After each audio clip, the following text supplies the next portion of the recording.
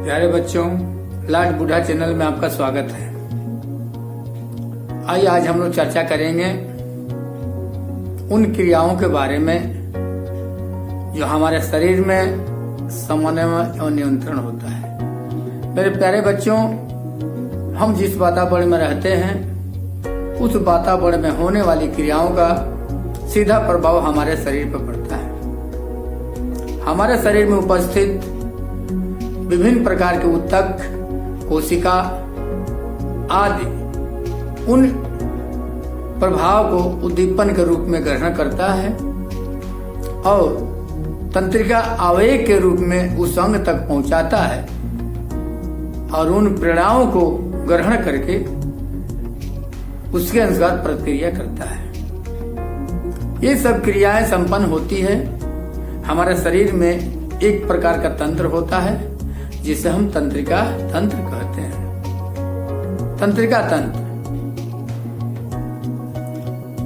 तंत्र वो भाग है जिसमें विभिन्न ऊतक और तंत्रिका मिल करके वातावरण से प्राप्त उद्दीपनों को आवेगों के रूप में ग्रहण करते हैं और प्रतिक्रिया कर जवाब देते हैं। आइए इस तंत्रिका तंत्र में मुख्य भाग को हम तंत्रिका कोशिका कहते हैं। ये चित्र में आप देख रहे हैं, ये तंत्रिका कोशिका है। इसकी उत्पत्ति भ्रूण के बाह्य जनन स्तर से होती है। कहां से होती है? भ्रूण के बाह्य जनन स्तर से होती है। यह एक अत्यधिक जटिल ऊतक है। इसकी लंबाई 1 मिलीमीटर से लेकर 1 मीटर तक होती है। यह शरीर की सबसे लंबी कोशिका मानी जाती है या कही जाती है। यह तंत्रिका तंत्र का क्रियात्मक एवं रचनात्मक इकाई है। आइए इसमें निम्नलिखित भाग पाया जाता है। पहला है कोशिका काय। यह हाथ के हथेली के आकार की रचना होती है जिन्हें हम कोशिका काय कहते हैं। इसमें अर्ध तरल पदार्थ भरा रहता है और बहुत सारे कोशिकांग भी पाए जाते हैं। इसके बीच में एक रचना पाई जाती है जिस इसके अंदर होने वाली क्रियाओं का नियंत्रण करती है, जिन्हें हम केंद्रक कहते हैं। केंद्र के चारों तरफ काले काले बिंदुवत रचनाएं पाई जाती हैं जिन्हें हम निश्चल के कण कहते हैं। इस निश्चल के कण के कार्य के बारे में अभी ज्ञात नहीं है, कार्य अज्ञात है। अभी इस पर वैज्ञानिकों का खोज चल रहा है। इस कोशिका काय के चारों तरफ प्रवर्ध निकले होते हैं, अंगुली जैसी रचना निकले होती है, जिन्हें हम ये रचना निकली होती है जो आगे चलकर पतली पतली तारों जैसी रचनाओं में बदल जाती है, जिन्हें हम वृश्चिकांत या डेंड्राइट कहते हैं। ये वृश्चिकांत या डेंड्राइट अन्य कोशिकाओं तंत्रिका कोशिका से मिला होता है, जुड़ा होता है। यहाँ से नीचे की तरफ एक थोड़ी सी मोटी अंगुली जैसी रचना निकलकर कुछ लंबी दूरी तक जाती है, जिन्हें हम तंत्रिकाक्ष या अज्ञान कहते हैं। ये तंत्रिकाक्ष कोशिका काय से निकलकर अगले कोशिका के डेंड्राइट तक फैला होता है। इसके चारों तरफ पतली झिल्ली नुमा पाइप नुमा रचना पाई जाती है, जिन्हें हम माइलिन आच्छाद कहते हैं। ये माइलिन आच्छाद पतले लेयर के रूप में चारों तरफ फैली होती है, एक पाइप जैसी रचना बनाती है जो न्यूरिलेमा का बना होता है। देखिए यहाँ पर काट कर दिखा दिया गया है, यहाँ से फाड़ करके दोनों तरफ फैला दिया गया है। ये न्यूरिलेमा है जो तंत्रिका के चारों तरफ पाइप नुमा रचना बनाती है। ये माइलिन आच्छाद कहीं कहीं तंत्रिका से सटी होती हैं, जिन्हें हम रेनवियर का नोड कहते हैं। यह रेनवियर का नोड सूचनाओं का आदान प्रदान में सहयोग करता है। ये तंत्रिकाक्ष आगे चल करके छोटे छोटे पतले पतले प्रवर्ध में निकला होता है, जिन्हें पुनः हम वृश्चिकांत या डेंड्राइट कहते हैं। ये डेंड्राइट अगले अन्य कोशिका के डेंड्राइट से लगा होता है। जहाँ पर ये दोनों डेंड्राइट इस कोशिका और इस कोशिका के डेंड्राइट मिलते हैं, वहाँ पर एक घुंडी नुमा रचना बनती है जिन्हें हम सिनेप्टिक घुंडी कहते हैं। मेरे प्यारे बच्चों, अभी मैंने बताया कि तंत्रिका कोशिका या तंत्रिका तंत्र वातावरण में होने वाली क्रियाओं का यह ग्रहण करता है आवेगों के रूप में और तुरंत इसकी प्रतिक्रिया देता है।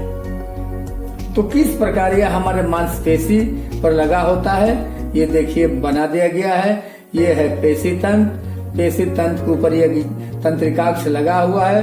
तंत्रिकाक्ष से बहुत से डेंड्राइट निकले होते हैं, ये देखिए लगे होते हैं, चिपके होते हैं। जहाँ पर पेशी तंतु से तंत्रिकाक्ष चिपका होता है, इसका डिटेल चित्र यहाँ दे दिया गया है। ये हरा संरचना आप देख रहे हैं, ये तंत्रिका पेशी है और ये जो घुंडी नुमा रचना देख रहे हैं, ये जो है डेंड्राइट है।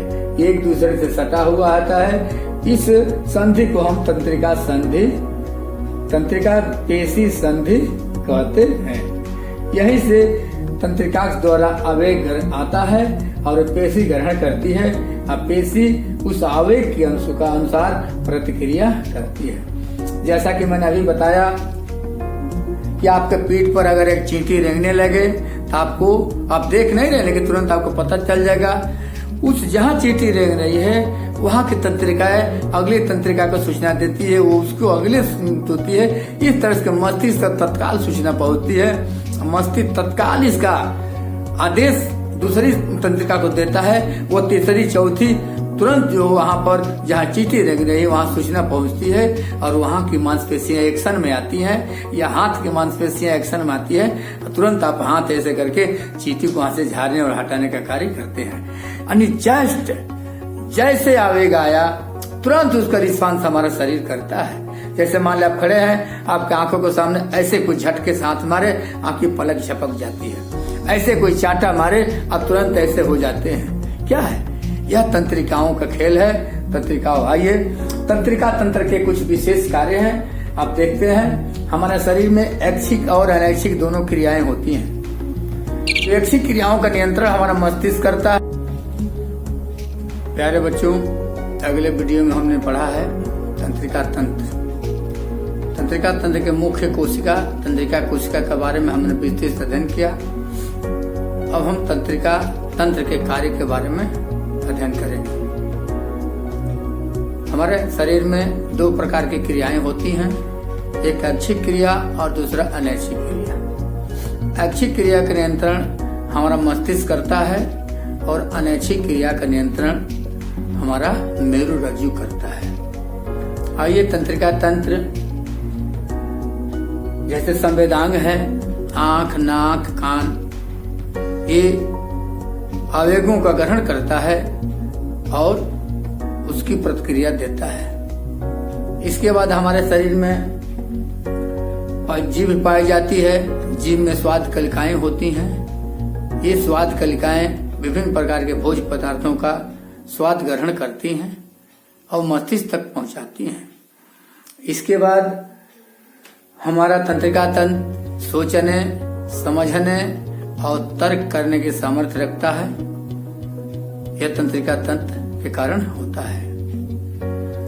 इसके बाद हमारे शरीर में प्रतिवर्ती क्रियाएं होती हैं। उन परिवर्ती क्रियाओं को यह तंत्रिका तंत्र नियंत्रण करता है। इस प्रकार तंत्रिका तंत्र के विभिन्न कार्य हैं जो हमारे जैविक क्रियाओं में सम्मिलित हैं और वातावरण में होने वाले आवेगों या घटनाओं को आवेगों के रूप में ग्रहण करता है, उसके अनुसार वह प्रतिक्रिया करता है। तो धन्यवाद। ये अच्छा लगे तो इसको लाइक, शेयर और सब्सक्राइब जरूर करना ताकि अगले वीडियो की जानकारी आपको तुरंत प्राप्त हो।